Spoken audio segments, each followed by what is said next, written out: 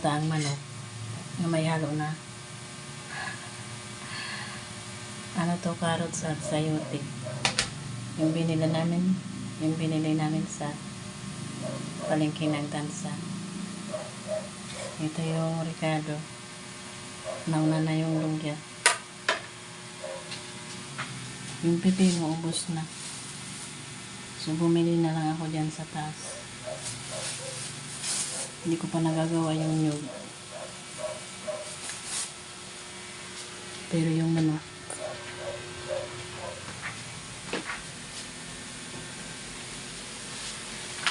papalabasin ko yung mantika. Ayan yung mister ko. Kumain na siya na una. Kasi inom siya ng gamot. At maya-maya,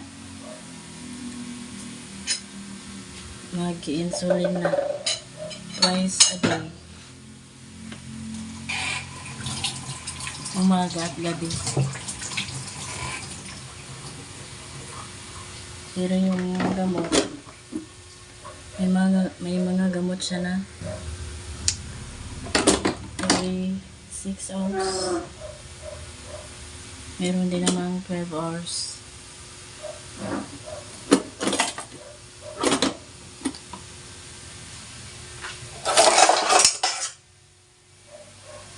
Kanina, nag-separate ako ng mga labahin, pero yung mga dugulo, na-washing ko na, hindi ko parang na hango.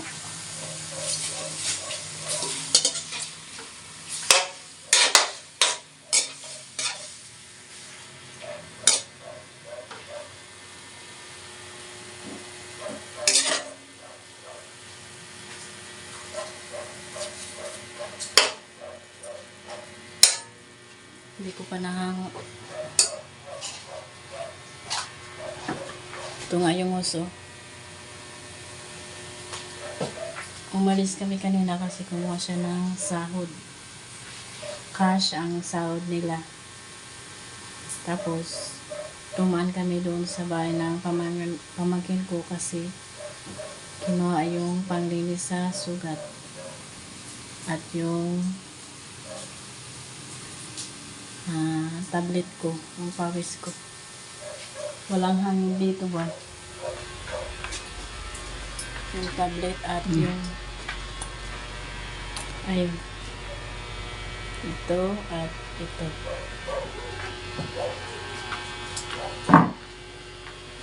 Bumili rin kami ng insulin shot or yung syringe. Pero kulang.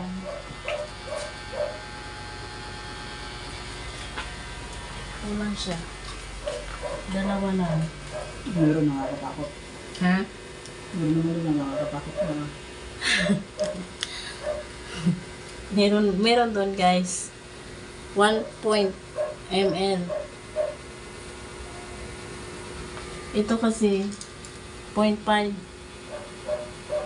Yung suka niya 0.5. Yung nandun sa butika is 1 ml. Ang haba ng karayom. Binalik ko. Nabili na, nabayaran. Tapos tinignan ko yung karayom. Mahaba, masyadong mahaba. Binalik ko na lang. Ayun yung kinakain niya. Pipino. Ayan, kasi nagutom. May nilaga rin itlog. May ano naman din dyan, may brown bread.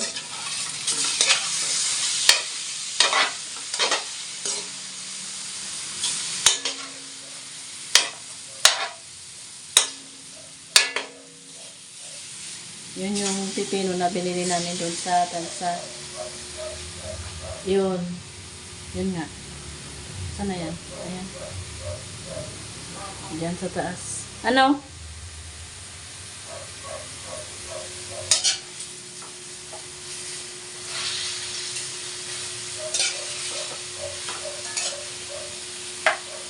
Babasin ko lang yung mantika nitong manok. And natupi ko na rin pala yung mga damit. Dali. Pagas na naman. Wala na. Bumili ako ng maruya. Ito yung pipino. Saan ang buto ng papaya? Andoon. And ayun yung mga mineral namin. May laman na siya. Buti. Naihatid na bago pa kami. Ay, buti naihatid na. Umalis kasi nga kami. Tingnan ng sahod.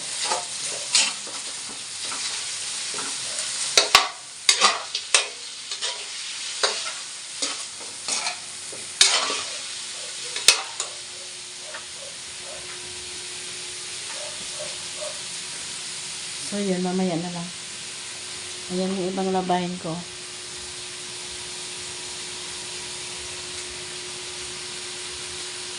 And life update pala to.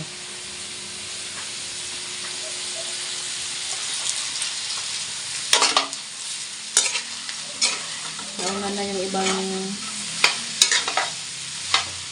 video pero para maintindihan nyo yung unang clip sa ano yun doon sa laboratory siya na pa-check, hindi sa hospital, sa laboratory. Mamaya na sikasin ko muna yung niluluto ko, to be continue later. Nailagay ko na guys yung sibuyas, bawang, tsaka yung siling haba, yung tirang rekado. Nilagay ko na rin yung carrots at sayote. Parang chicken curry lang ang labas eh. Ang kaibahan lang ay sayote at wala yung chicken curry powder.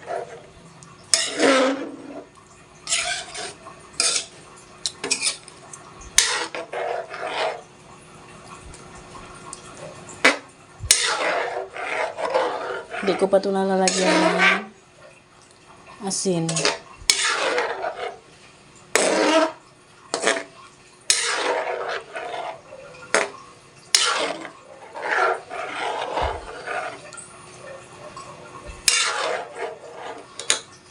So ayun, continue tayo sa life update.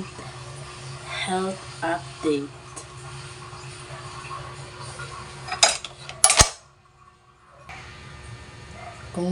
Kung marinig naman sa background na maingay, nag-EML yung asawa ko.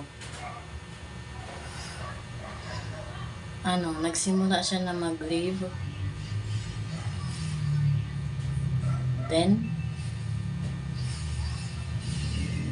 nung nagpa-check siya sa laboratory kasi siya nagpa-check, sabi ko sa hospital na wala, matigas ang ulo niya. So, doon siya nagpa-check. Pagkatapos nagpa-check, ang sabi ng laboratory, sa hospital na, sa surgeon. Kasi hindi kaya sa laboratory. So, kinabukasan, punta kami ng 13. Kung nakita nyo rin yung clip. Yun nga, kinabitan siya ng catheter. And my IV.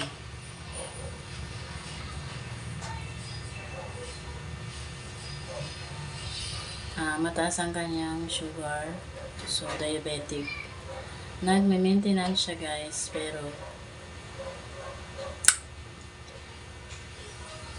hindi kinaya. Wala naman siya sanang sugat. At sinabihan ko na siya na hindi siya pwedeng magkasugat. Sorry sa langaw. Pero wala ako dito eh. May trabaho naman ako, diba? Doon sa bahay ng pamangkin ko. Wala ako dito. Kaya hindi ko alam kung ano ang ginagawa niya. Kung ano ang nangyayari sa kanya. Ang pawis ko tumutulog. Lagyan ko na ng asin to.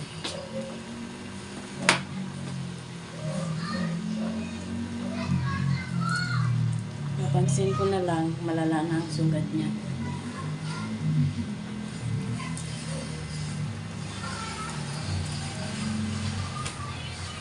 Pilay na siya maglakad kasi nga masakit, makirot. Yun ang sabi niya.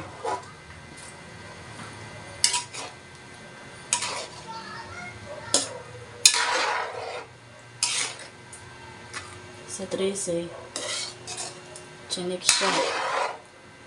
Chinik siya siyempre. Kaya nilagyan siya ng Wala wifi, BSF. problema sa wifi. Kaya nilagyan siya ng IV drip. IV ba ang tawag doon?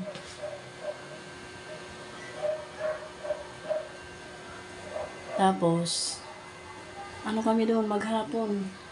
Gabi na kami nakauwi noon. Maghapon doon sa ospital. Yun lang, yung may gamot, 5 klase, 4. Pasalamat na lang kasi may PhilHealth. Walang binayaran. Hapon na kami nakauwi. Alas 5. Ang sabi sa 13, binigyan kami ng referral. Referral na ayaw rin naman tanggapin sa ibang ospital. 13, nirecommend ng 13, Bacoor or Las Piñas. Pagkat kinabukasan, pumunta kami ng Las Piñas.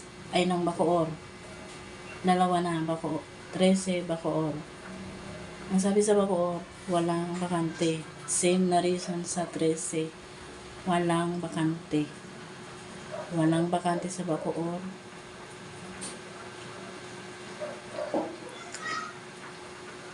Sa Las Piñas, wala rin. Mag-aantay ng ilang araw bago pwede namang ma-admit. Pero maghihintay ng ilang araw. Yung kasabayan namin sa 13 doon na nagpa-admit. Ewan ko kung kanya-kanya namang yan atay, kanya-kanyang sitwasyon. Yung kasing kasabayan namin sa 13, dito siya may bukol sa likod. Para siyang tigsa na nagnanana. Yun ang kanyang sitwasyon. Ang kanyang kaso, sa asawa ko naman, is sa hinlalaki. Kung nakita nyo na yun. Hinlalaki sa paa.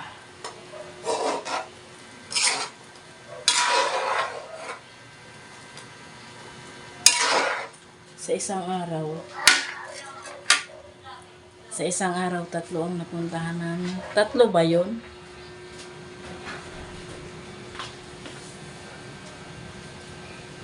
Trece, Bacoor, Las Piñas. Yung ate ko sumunod sa Las Piñas. Anyway, kaya kami nakarating ng Bacoor kasi nagpahatid kami sa barangay patrol ata yun. Patient transport service. Ay, vehicle pala. Yun. Hindi naman yun libre. I mean, libre naman siya, pero common sense, nagbigay rin kami ng pang merienda. Bali 300, ay bali 500. Bacoor at Las Piñas. 500. So, yun nga, hindi rin na admit sa Las Piñas. Sabi ng Las Piñas, punta kami sa Philippine Orthopedic Center sa Quezon City. Quezon City. Nakakapagod yung araw na yun. At linggo ata yun. Linggo, Sabado. Linggo ata yun kasi walang OPD. Outpatient department ba? Pinabalik kami ng Lunes. Anyway, yung sasakyan namin sa Las Piñas hanggang Quezon City ay Grab. Yung pamangkin ko ang sinasakyan namin. Kaya medyo convenient. Hindi medyo convenient talaga. Hati kami ng ate ko. Nagbigay ako ng 500.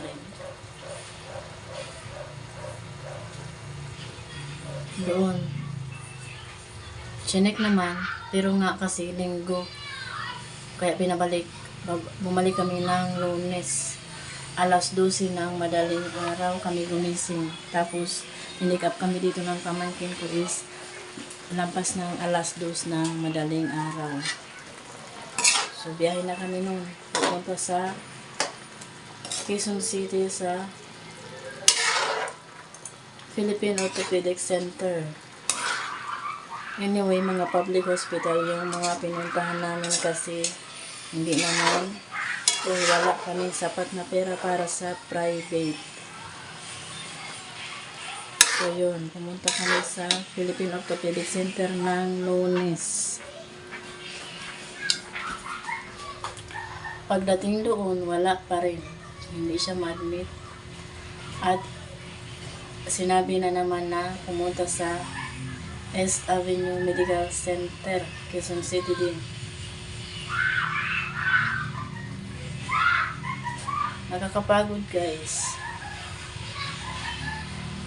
13, Bacoor, Las Piñas, Philippine Orthopedic or Quezon City. Pumunta rin kami sa yun nga, sa East Avenue Medical Center. Doon kami pabalik-balik doon siya chinek. Nung Lunes na yun, pumunta na rin kami doon. Grab kasi hindi naman namin alam ang commute, kung paano ang commute doon. So doon chinek siya, chinek. Panginang balik na ba namin? Pag natapos yung 2 weeks na medication niya dito, babalik ulit kami doon para i-check siya ulit. So magiging pangatlo.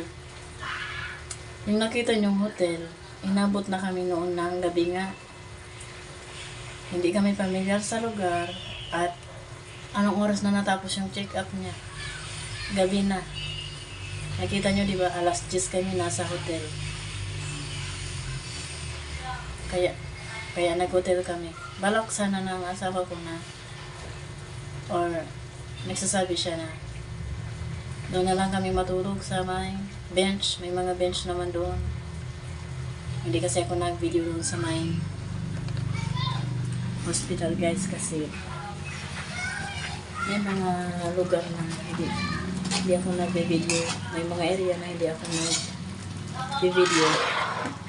Pero lang doon sa 13. Pero pwede naman siguro. Meron doon mga upuan. May mga tulog nga doon eh. May mga doon na natulog. Pero siya na rin ang nagsabi na malamok kasi nga madilim doon. Madilim sa ibang area. So malamok. Nag-decide kami na mag-hotel.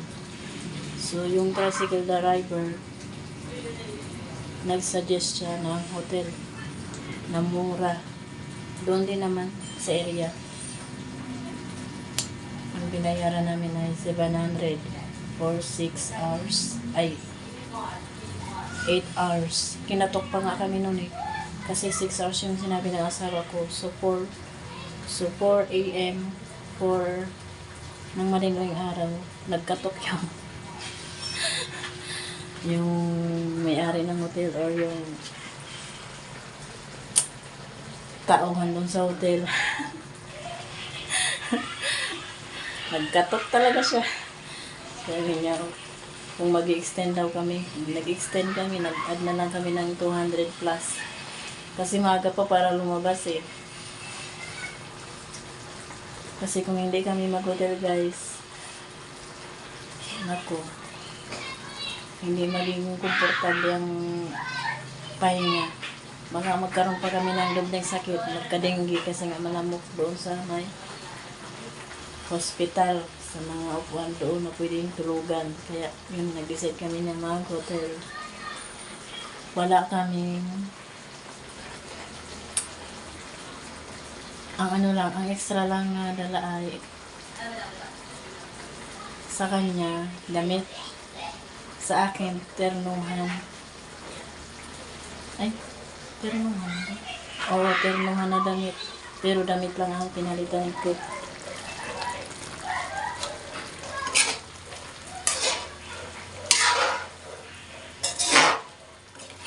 Pagkatapos kasi siya i-check ng Lunes, binigyan siya ng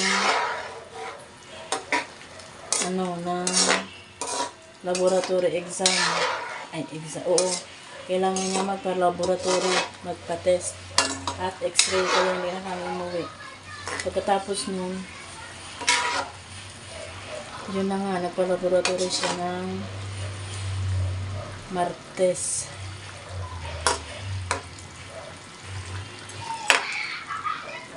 Pagkatapos, yung x-ray niya, Webes. Yung laboratory, kinahaponan din ang result. So, bumalik kami ng Webes.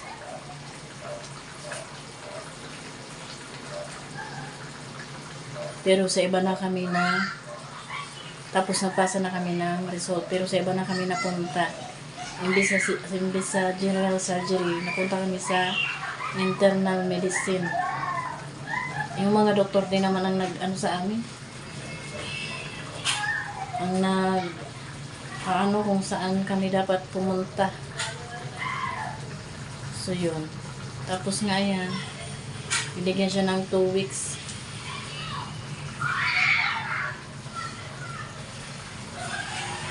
Nakapahinga. Yun nga, maraming gamot na nireseta. Tapos na i-insulin siya. So yun ang life update, guys. Very rough ang ang buwan na to sa amin.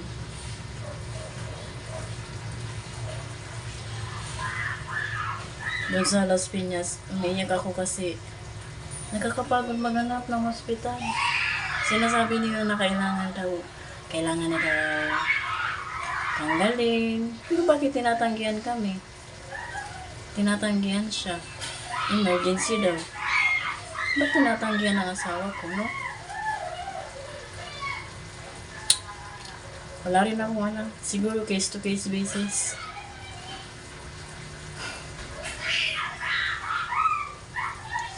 Pasalamat na lang ako kasi may konting ipon.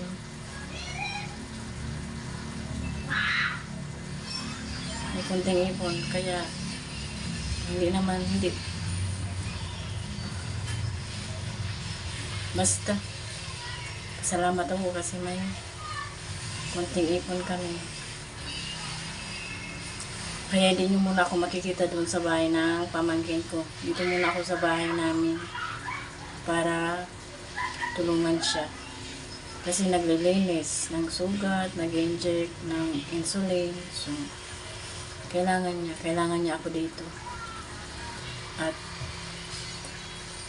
yun nga, babalik-balik sa ospital. So, kaming dalawa lang talaga ang nagtutulungan. Galawang mag-asawa. Diba? I-stuck na ako dito sa kusina. Anyway, ayan na yung niluluto ko. Hindi ko pa tinitinitik man.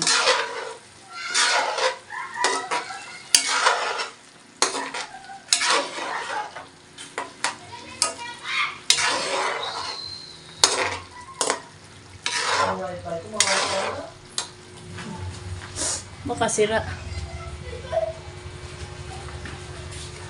Luto na guys yung ayan, kaya pinatay ko na. Dito na ako sa labas. Hindi ko na naman. Problemado itong isa sa wifi. Wala na naman. Bayan.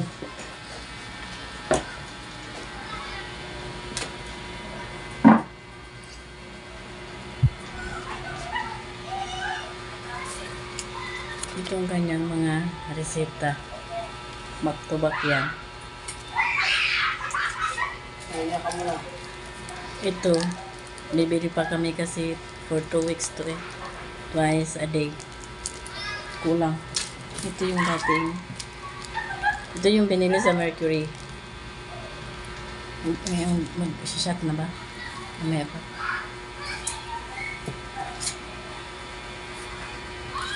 Yung 1 ml kasi guys, mahaba yung karayom. Ito maiksi lang to. Ano to eh? Ayan o. Kita niyo ba? 0.5. Yung nandun sa binila namin ay 1 ml. Haba. Ubusin ko na itong ano. Haruya, hindi siya pwede nito kasi matamis. Conscious kami ngayon sa mga pagkain. Yan ka sa labas.